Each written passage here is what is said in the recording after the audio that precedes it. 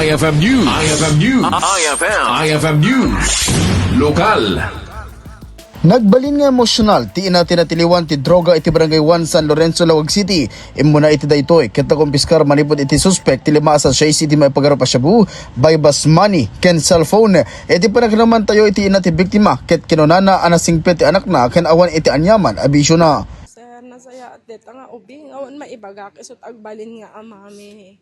Kasi deta amahan na namot isot makaubrang, kasi naatake idi.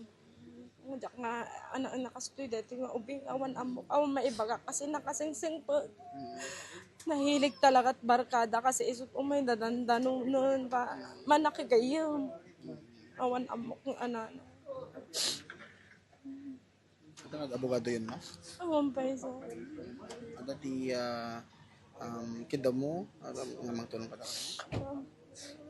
No, sino kumatiada na saya. Di ba nagpuso na nga tumulong ka da kami kasi diyak amo tararamay di kasi awan ng kami. Ang ko amo dito. Awan mabalin mi nga ana sir.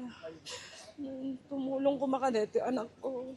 Kabayatan na, adan iti kustudyar ti PNP Lawag ti suspect sa mga sangot ti panagsalungasing iti RA 9165 when Comprehensive Dangerous Drugs Act of 2002.